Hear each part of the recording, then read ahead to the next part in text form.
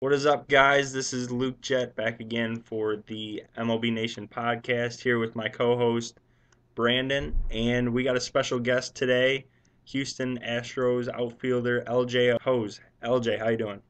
I'm doing good. How you doing? Pretty good. All right, Brandon's going to take over the interview, so I'll let him take it over. Thanks, Luke. As Luke said, we got special guest LJ Hose joining us. LJ, just a little background on you for the people at home. He was drafted originally as a second baseman by the Orioles out of high school in the 2008 draft. But this past season, he was traded over to the Astros. And LJ, let's just start off with that. As I mentioned, you were drafted out of high school. What was your decision? What was your thought process as to going to forego your college to come right out of high school to the MLB draft? It was very tough. I had a commitment to North Carolina, which was a strong baseball powerhouse at that time, and I mean they still are one now. I mean at the time I was coming out of high school, they were going to College World Series every year. They were ranked #1 in the country, and just I wanted to go to North Carolina, but then also, it was my hometown team, being able to play for the Orioles and my family and stuff. It was a very tough decision, but, I decided to go ahead and stay close to my family and, start my pro career. You were a second baseman when you were drafted. What was the reasoning for you switching to the outfield?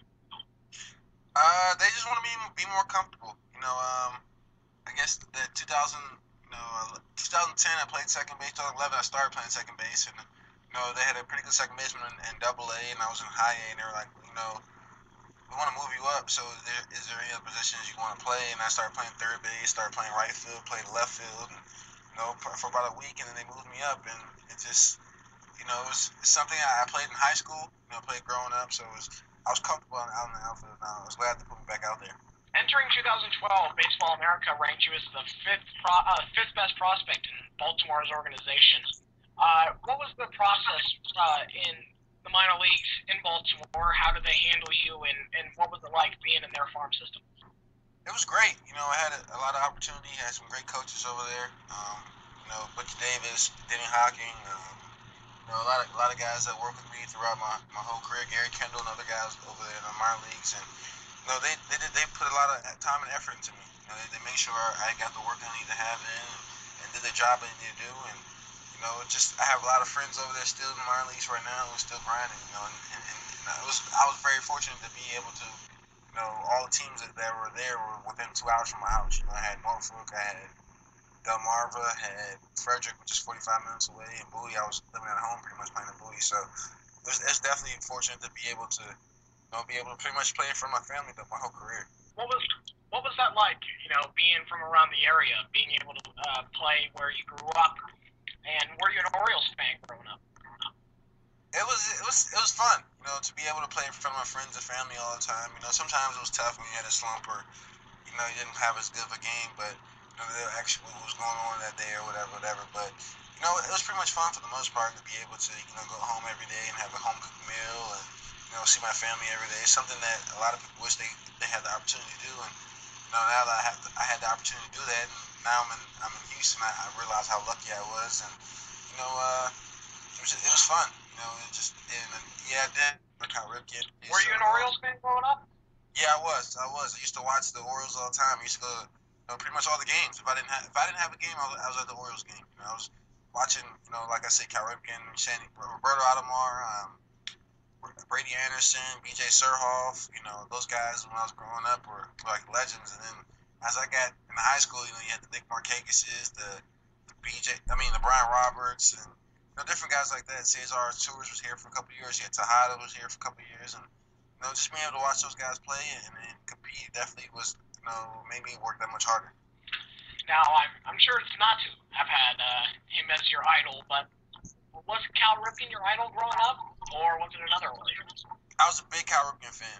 I always wanted to play as many games as possible as he played, but that's a tough stretch to be able to play as many games as he played. And, I also like King Griffey Jr. I went down there at Camden Yards every time Seattle was in town. Every year I was down there watching Griffey play and watching him take batting practice and stuff. He was one of my favorite players to watch him and go rob home runs and how sweet his swing was. Your major league debut was not like the traditional one. You came in as a pinch runner. Can you tell us a little about that? What went through your mind when you found out you weren't getting an at-bat or a start to start your career, but instead you were coming in as a pinch runner? We were in a playoff race, so I kind of understood that I wasn't going to get as much playing time as I wanted to have. And, they just told me that the night I actually got Orioles Player of the Year that night. They were like, look, you're going to be ready. You're ready. You're going to get the game somehow, some way tonight. And, it came later on in the game. It was time for a pitch run to go in. I said, LJ, go in. And I was definitely nervous, going in, didn't want to mess up or get picked off or anything like that. And, I got in for a couple outs, and there it was. The next day, finally got my first debut. What was it like playing for Buck Showalter? What did he teach you that you still use in your game today? Everything taught me. Buck Showalter's a great manager. It definitely goes with the ins and outs of the game. He definitely stresses the little things, stresses, running balls out or backing up bases or little things to help team win. That's kind of something I instilled in myself, just to be out there and do whatever I can do to help the team win. Because I'm one of those guys who will have an impact by doing little things. I'm not one of those guys who's going to impact the game by hitting, maybe not hitting a homer or something like that, but maybe backing up a blaze or throwing a guy out or moving a runner over or something like that. Doing little things is something that I strive on and I press myself on doing. And that's what Buck did. He's like, to get on the field up here, be able to stay up here, you got to do the little things. That's especially as a young guy. Trade deadline, you were dealt from the O's to the Astros for Bud Norris. Can you tell us a little about how you learned of the trade and what went through your mind when you found out that you were dealt from your hometown team? Actually, I was living with Adam Jones at the time, and he was like, don't be surprised if you get traded later on this afternoon. He's like, we're looking for a pitcher, and you're one of the guys that everyone wants. And he's like, just be cautious. He's like, if you get traded, it's not a bad thing. And when I got to the field, and worked out a little bit, and then I came back in, and I saw all these tweets coming to me talking about, LJ Ho's been traded. Then I looked at MLB Network, and then that's how I kind of found out. And that's the thing with technology nowadays is that it gets out there. So when someone says something, it's out there. So it's pretty bad. I mean, it's bad in a certain instance because you want to find out from the source or you want to find the person who traded you or whatever like that. But I found out that way, and then the Orioles came and talked to me and told me what was going on, what had happened. And I was thankful for the opportunity they gave me to get my career started. I'm happy to be an Astro now. What went through your mind when you found out that you were traded?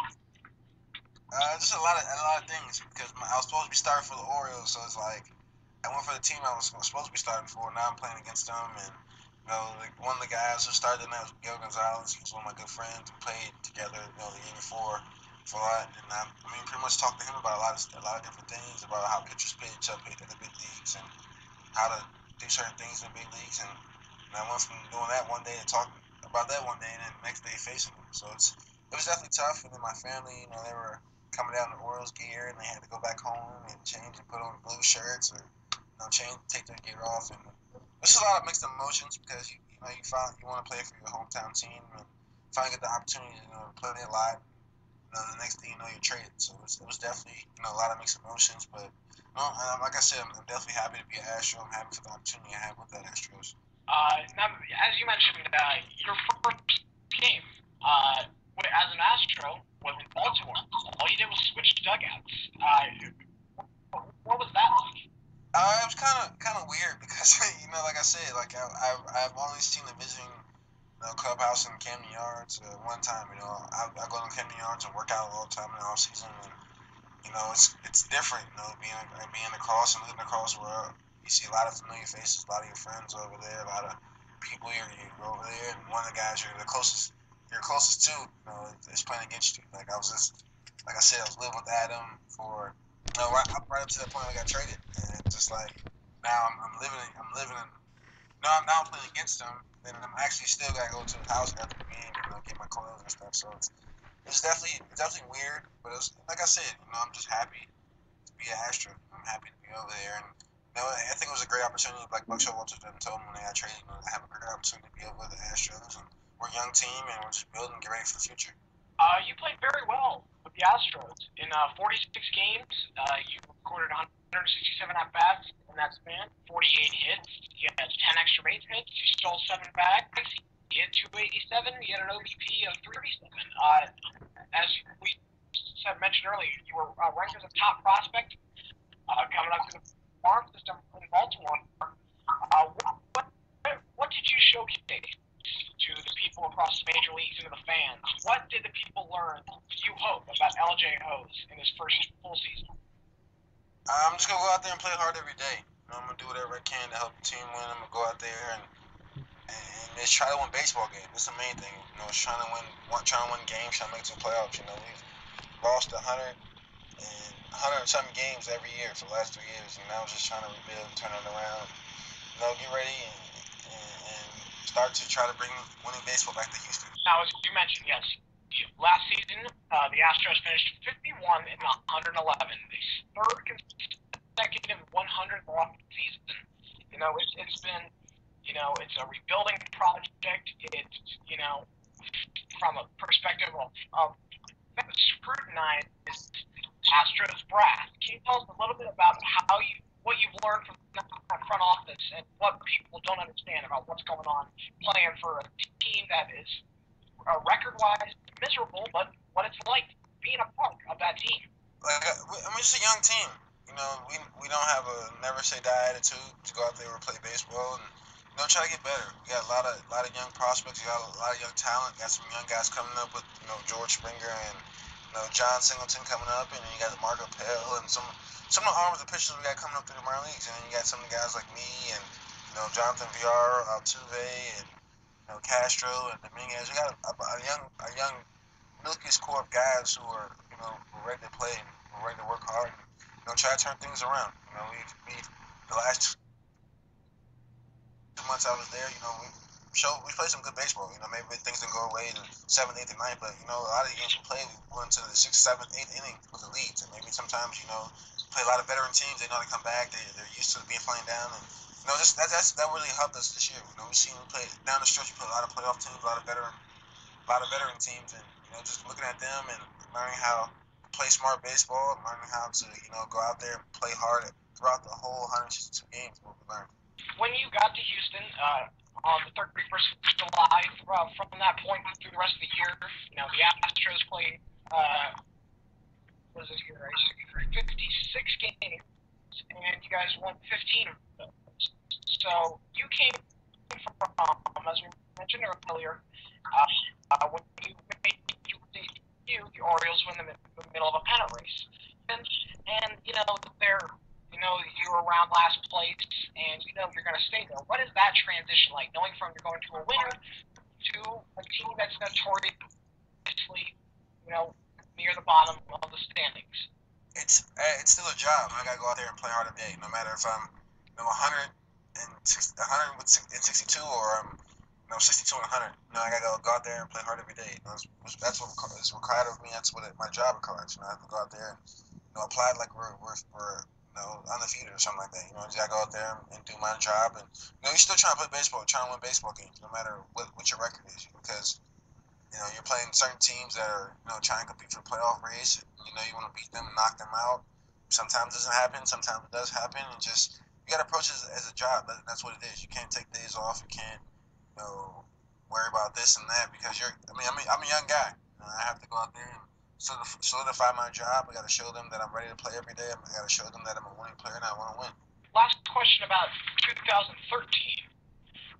This past season against teams that are currently in the postseason from the American League, you hit 350 against Boston, Oakland, and Cleveland are the only two teams that are currently in the postseason that you played.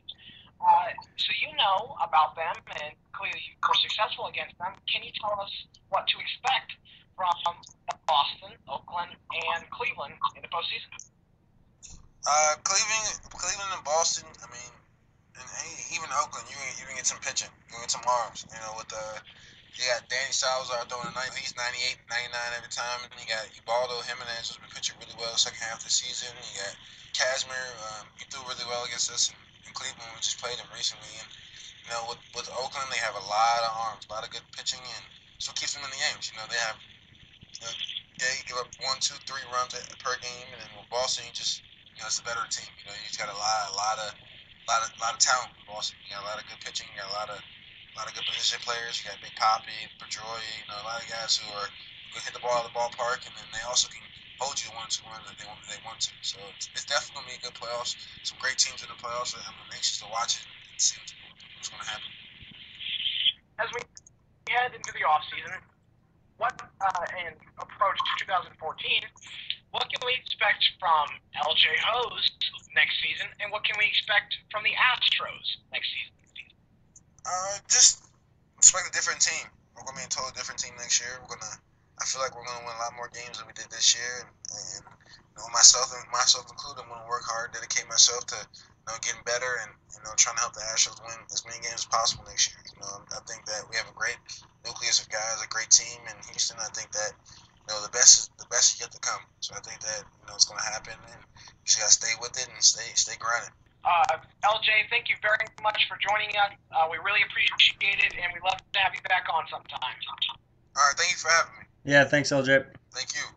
We move on now and discuss the playoff games for Thursday. For both National League games, first off, we've got Cardinals and Pirates, a battle of NL Central teams in the NLDS. We've got A.J. Burnett opposing Adam Wainwright. And Luke, as we just saw the Pirates coming off a thrilling victory at PNC Park on Tuesday, we move on to a whole new series which takes place starting in St. Louis. How will Pittsburgh react to pretty much the entire city of Pittsburgh cheering for them on Tuesday, to a place where they're getting booed, and just great fans in St. Louis are cheering for the Cardinals? How do you think the change from home to road in the postseason, in their first experience in 21 years, can affect the Pirates tomorrow? I think this whole matchup kind of works out for the Pirates in a way.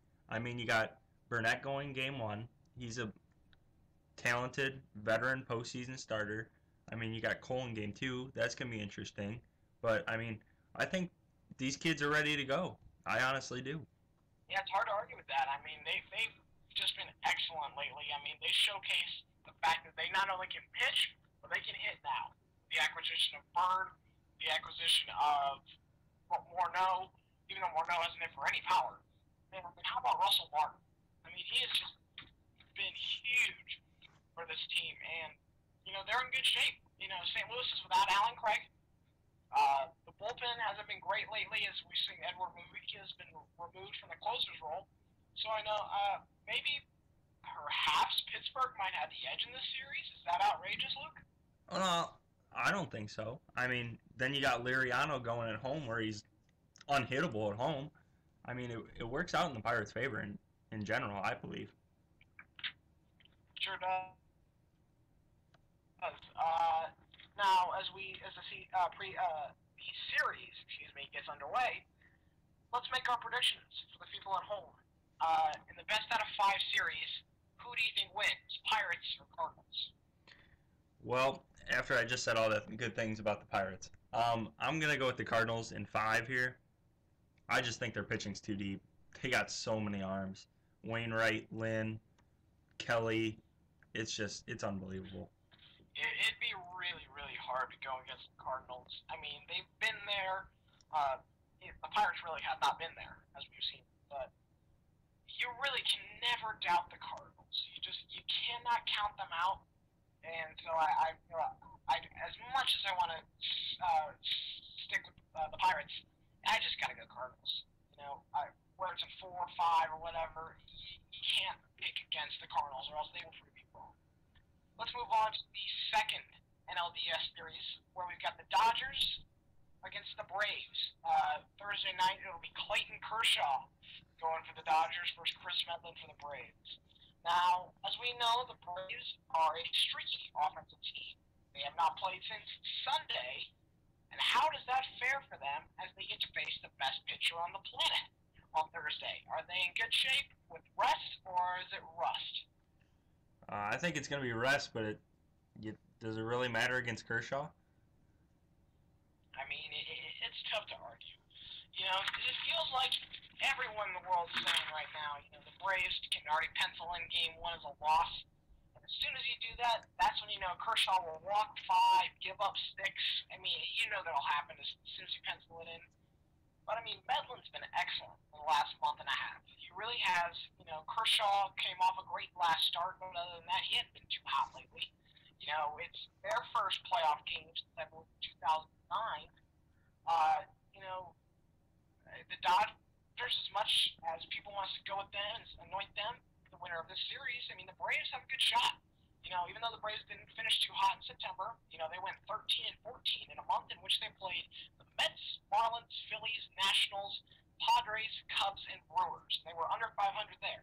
You know, you do have to fault the Braves a little for, you know, I wrote an article on the MLBNation.com about a week ago about how, you know, this could be considered another choke job, you know, for the Braves, and I hate to say that. But, I mean, you think about 2011, that doesn't need to be revisited. 2012, you know, they losing that wild card game at home. And then this year, you know, they had the top seed. They would much rather have played Pittsburgh since Pittsburgh is. The Dodgers are extremely dangerous. And they let up. And they were 5 games ahead of that lead. I'm sorry I'm ranting a bit here, but, you know, they had a 5-game lead on the Cardinals for that home field in the National League, and they blew it in a month in which they were playing the likes of the Brewers and Marlins. Yep. You know, and that's where I fault the Braves, and I say, you know what? You just, as good as they are, you're not entirely confident that they'll go out and do it. And here's something interesting. Let's bring up this. Let's not ignore it. Dan Douglas not on the Braves NLDS roster. I was just going to say that. The highest paid player on the team, and he's not on the roster. You know, we saw this a couple years ago with the Giants leaving off Barry Zito. They pay dividends. I mean, what are your thoughts on that? I was just going to mention that, but, I mean, if the guy can't hit over the Mendoza line, I don't see how they can find a spot for him. They could probably find a spot for him overhead of Paul Giannis, and that's how much, in my opinion, if Dan Douglas cannot make the postseason roster over the likes of Paul Giannis, what message does that send? Is that a message from Frank Wren? Is that a message from Freddie Gonzalez? That's telling him, if you cannot make the roster over a guy who cannot touch a 92-mile-an-hour fastball, I mean, he's hit 22 homers. You know, if he's not your starting second baseman, I'm okay with that. But he can't make the team over Paul Giannis, and that to me sends a message that they have zero faith in Dan Douglas. Yeah, I mean, I completely agree with everything you said. I mean, the guy's the highest paid player on the team. I mean, it's sad. I mean, since 3 years in Atlanta, his batting average has gone down, and his production's gone. I mean, we can tell the LASIK eye surgery hasn't helped. Yeah, it does not. But so who you'll take in this series? You know, Dodgers, Braves. Well, I always look at one thing when you see the best pitcher in baseball going up against a team, and I think of Game 1 of the World Series last year when Verlander got shelled against the Giants and Barry Zito beat him. And I'm going to go with the Braves in 4 here. Really? Wow. Yep. You know, I put in a lot. I find that very interesting, by the way. And, you know, I put a lot of thought into this. And this is what it came down to for me. Look at the pitching rotations and how they're lined up each game. We start with, and I'm not sure about the Dodgers Game 3 and Game 4 starters, but, you know, Game 1, you got Kershaw, Medlin. You're going to get the edge to there, just based on their pitching. Kershaw. Give it to Kershaw. Can't go against it. Game 2, you got Mike Minor, who struggles at home against Zach Greinke. Going to go edge Greinke. Then you got Tehran versus either Rue or Nolasco, and that could be a toss-up for both. But then you go Game 4 for the Dodgers, it's either Rue or Nolasco against Freddie Garcia. Freddie Garcia is about 150,000 years old. He's been around for like 150,000 years, and he cracked the Braves' playoff rotation. He made about 3 starts after being claimed off waivers. You know, they opted not to go with Paul Mahala. You know, and I find that really interesting that Freddie Gonzalez is going to give the ball to Freddie Garcia. Game 4 of the NLDS. You know, that's where you get the edge. The Dodgers have the edge all the way forward. The offense is a little more consistent already, but the edge of the pitching is edge all the way forward, and then you finally get a true edge. Freddie Garcia is, and you know, as soon as I say this, that Freddie Garcia is going to go out and throw a no-hitter. But, you know, it's really interesting to me that he opted to go that route instead of choosing Maholm or starting even someone like Alex Wood. But, you know, I think I'll take the Dodgers in the series, and doing so in 5. Yeah, unless Garcia turns back the clock to 2005. Yeah. But well, that'll about wrap up the show today. Thanks a bunch to Astros outfielder LJ Hose for coming on the show. He was fantastic. Yes, In case you missed it, we wrapped up the Pirates-Cardinals series preview and Dodgers-Braves. You can follow myself on Twitter at BTrain10. You follow Luke on Twitter at LukeJet10. Make sure to check out some of the best baseball content around on the MLB Nation.com. Luke, good show, buddy, and we'll see you next time. peace out.